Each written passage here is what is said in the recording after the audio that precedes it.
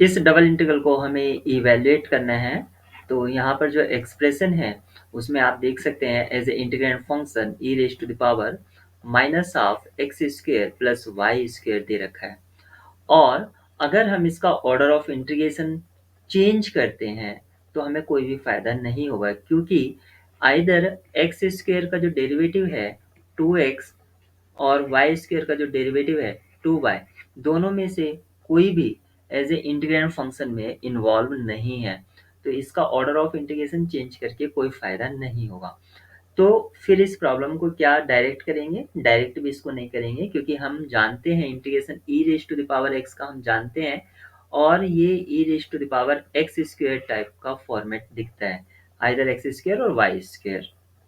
तो हम इसको डायरेक्ट भी सिंप्लीफाई नहीं कर पाएंगे। तो इसको करने का तरीका होगा कि इसका कोऑर्डिनेट सिस्टम हम चेंज कर दें। तो ये यहाँ पर एक्स वाई कोऑर्डिनेट सिस्टम में है, हम इसको पोलर कोऑर्डिनेट सिस्टम में चेंज कर देंगे।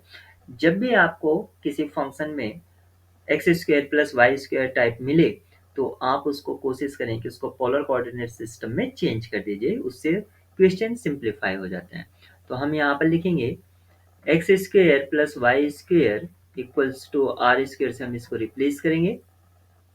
और यहाँ पर आर और थीटा की लिमिट्स क्या होंगी? तो पहले सबसे पहले हम इसका रीजन ऑफ इंटीग्रेशन देख लेते हैं, उसके हेल्प से हम इसकी आर और थीटा की लिमिट पता कर पाएंगे। तो x की जो लिमिट है वो माइनस इन्फिनिटी से वेरी कर रही है y तक, x इक्वल टू वाई तक, और जो y की लिमिट्स हैं वो भी वेरी कर रही है माइनस इन्फिनिटी से x equals to plus infinity तक। तो यानी कि ये हमारा एक्स वाई कोऑर्डिनेट सिस्टम है। x equal to minus infinity ये हो गया, और x इक्वल टू वाई ये लाइन हो गया। यहाँ पर y की जो लिमिट है वो माइनस इन्फिनिटी से सॉरी, जो आपकी y की लिमिट है वो माइनस इन्फिनिटी से प्लस इन्फिनिटी तक वेरी कर रही है, और x की ये। तो हमारा जो रीजन ऑफ इंटीग्रेशन है आप देख सकते हैं, ये लाइन के लेफ्ट साइड वाला पोर्शन है। जो y equal to x line है, this is y equal to x, इसके लेफ्ट साइड का पोर्शन है। तो यहाँ पर इसको पाई बाय 4 लिख सकता हूँ, और ये होगा पाई बाय 4 प्लस पाई, यानी कि 5 पाई बाय 4। तो जो हमारी थीटा की लिमिट होगी वो कहाँ से कहाँ तक वेरी करेगी? पाई बाय 4 से 5 पाई बाय 4 यहाँ तक वेरी करेगी। और आर के आप देख सकते हैं ये इन्फिनिटी तक गोज कर सकता है, तो आर की जो लिमिट होगी वो 0 से इन्फिनिटी तक होगी। तो अब हमें इसमें ऑर्डर ऑफ इंटीग्रेशन में कोई प्रॉब्लम नहीं होगी। तो आर की जो लिमिट है वो 0 टू इन्फिनिटी है, और थीटा की जो लिमिट है वो पाई बाय 4 से 5 पाई बाय 4, और ये था माइनस हाफ आर स्क्वेयर, और इसका जैकोबियन आर डी थीटा। तो सबसे पहले हम इसको थीटा के रेस्पेक्ट में इंटीग्रेट कर लेते हैं, क्योंकि थीटा के रेस्पेक्ट में इसको हम ट्रीट कर सकते हैं एज ए कांस्टेंट। तो ये हमको ऐसे ही रहेगा, e raise to the power minus half r square, और थीटा के रेस्पेक्ट में करा हमने इसको, तो हमें मिलेगा 5 pi by 4 minus pi by 4, और ये मिला डी आर।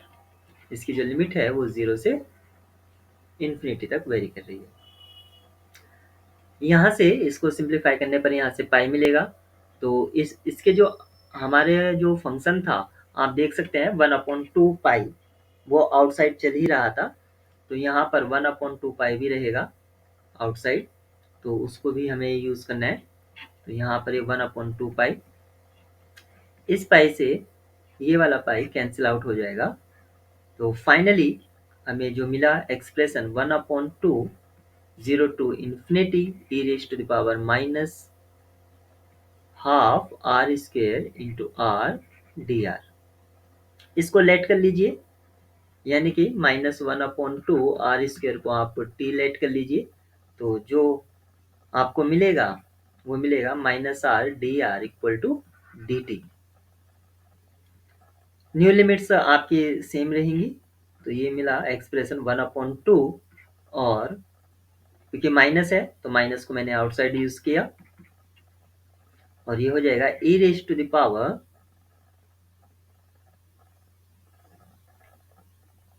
टी टाइप का रहेगा तो ये -1/2 r² और इसकी जो लिमिट थी 0 से इन्फिनिटी। ये इसका हमें इंटीग्रेशन मिल गया। अब ये जो है एक्सप्रेशन वो e⁻⁻x टाइप का है, और जो इसका ग्राफ होता है वो क्या होता है, वो इस तरह से कुछ इसका ग्राफ होता है। तो जैसे ही e⁻⁻x का ग्राफ इन्फिनिटी को रीच करता है तो वो जीरो को टेंड्स कर जाता है।